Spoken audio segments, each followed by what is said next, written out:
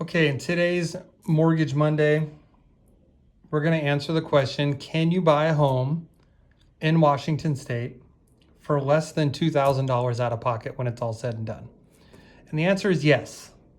Now, before I illustrate this, just for you internet trolls out there, this is not an offer. This is not a specific rate. This is just an illustrative purpose educational video, okay? Every situation's unique.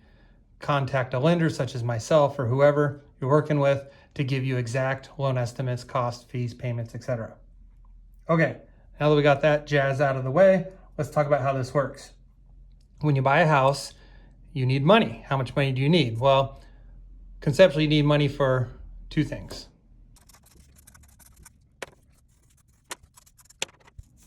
Okay, basically there's two buckets of money. Bucket of money for down payment, a bucket of money for closing costs. How much do you need? On average, I'm going to say 0 to 3.5%. Again, if it's your primary home that you're going to occupy and you need minimum down, and this is for the 4 major loan types. All right, we're talking conventional, FHA, VA, USDA. How much you need for closing costs? This number could vary quite a bit. That's why these have question marks on the end of them, okay? I've seen less than 3%. I've seen a little more. I'm painting this picture with a very broad brush, illustrative purpose. Let's just call it roughly 3% on average, okay? Now, let's say you don't have a bucket of money for here or here. What are some alternatives to get that covered for you? Let's go over those. Down payment assistance could cover this bucket for you, and the seller could cover this bucket for you. We'll go over each of those in a second. Let's say both of those are covered. What else do you have to pay for?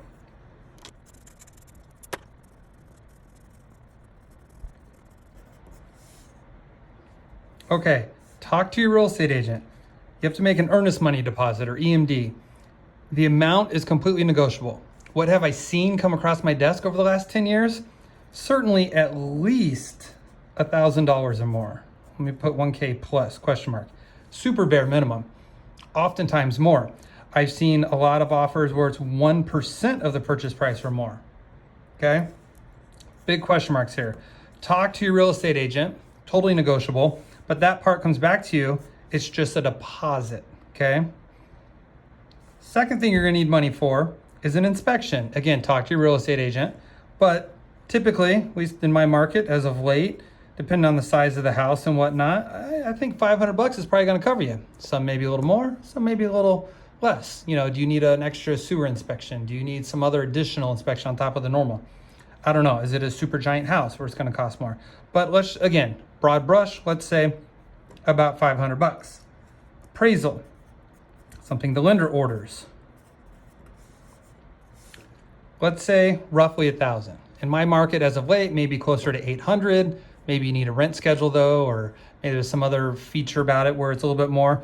So roughly $1,000. Now, this money up here, your earnest deposit, has to be liquid cash. You can't go swipe your credit card down at the escrow company, because that's where this goes, to the escrow company, okay? So you gotta have cash ready to go. These two, your inspection and your appraisal, these are third-party people, right? You're just hiring an inspector, hiring an appraiser, third party. Technically, these could go on a credit card. Okay, let's dive a little bit more into how is DPA covering this bucket for you, and how's the seller covering this bucket for you. Okay, Washington State Housing Finance Commission, you can go to the website, .org. It's called Home Advantage, super popular program. I've done this for over 100 different people in my career. What they do is they give you a percentage of assistance. Typically, and again, broad brush, but let's say on average, it's about 4% of assistance. Now, if you remember, you only need anywhere from 0 to about 3.5 on average. So they're covering that down payment for you, right? Giving you enough assistance to cover that. Now, this assistance they give you, again, depending on purchase price, could be 10, 15, 20 grand or more, right? Just depends on the purchase price. This amount of money they're giving you, though, in the form of assistance is 0 payments, 0% interest for 30 years, okay? This is what's known as a silent second, okay? Silent because there's no payments they're asking you for. Second, because it's a second lien on your property.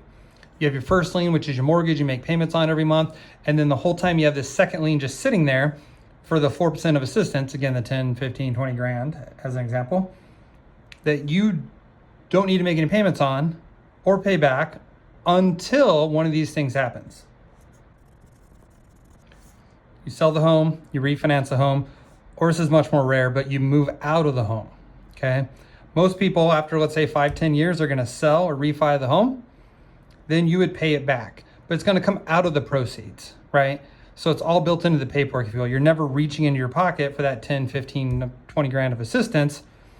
Your home's gone up by that much in value, you sell, use the proceeds to pay it off, right? It's all part of the overall payoff when you sell or refi. So that is super common. Now to summarize this program, there's 4 major requirements. There's certainly a little more, but the 4 major requirements are this.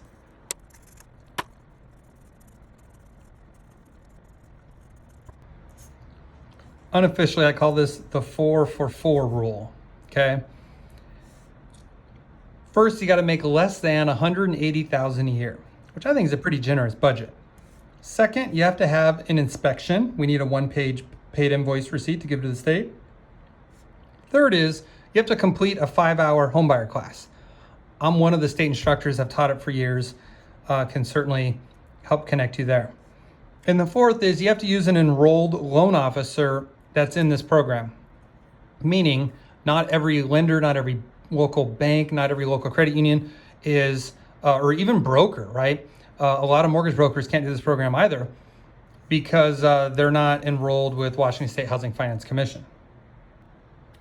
Okay, now let's talk about how closing costs work.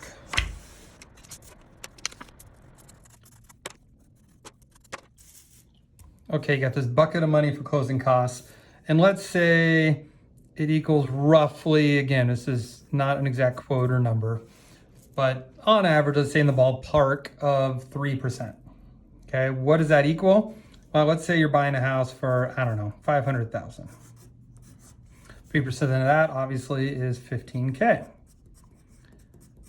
So you're like, Greg, I don't have $15,000 just sitting around. How do I get my closing costs covered? Remember, these are buyers' closing costs. Sellers already have their own set of closing. These are your set of closing costs on average. And this includes a whole number of things, right? Prepaids, costs, fees, taxes, all kinds of things. I'm just making it simple. One big bucket, add it all up. Let's say it's roughly 3%, about $15,000 on a $500,000 home.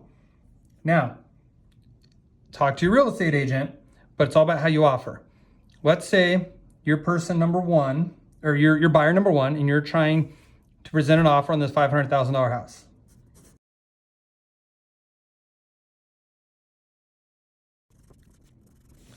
And you say, hey seller, I'll give you the full 500 that you're asking, but I need you to cover 15 grand of my closing costs, right?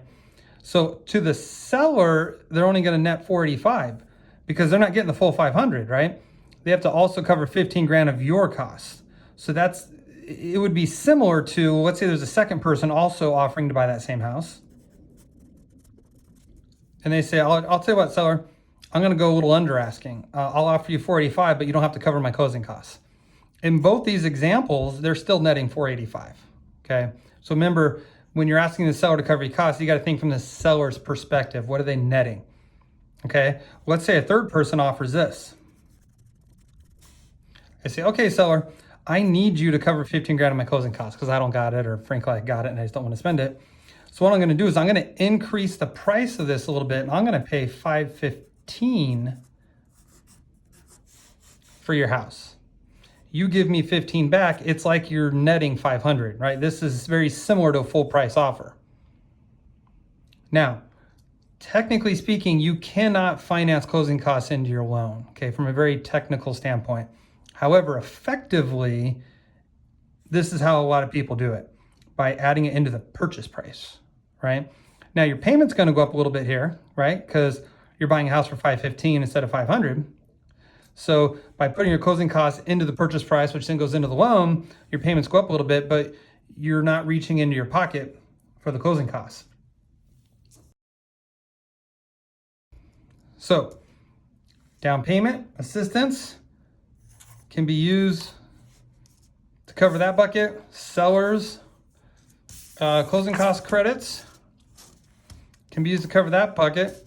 What's left? You do have to put some deposit down, but that's just a deposit, so it comes back. So what's left?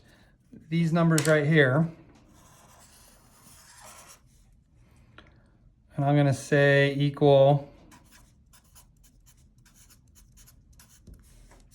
less than 2K. It very well can. I've seen it happen several times. If you have any questions at all, just let me know how I can help. Free consultation, free pre-approvals, even free upfront underwriting reviews. Don't get stuck walking into your local bank or worse yet responding to some Super Bowl TV commercial you saw. You're getting ready to make potentially the biggest purchase of the year. Let's have a real conversation about your specific options and what's best for you. Let's go buy that house this year. Chat soon. Cheers.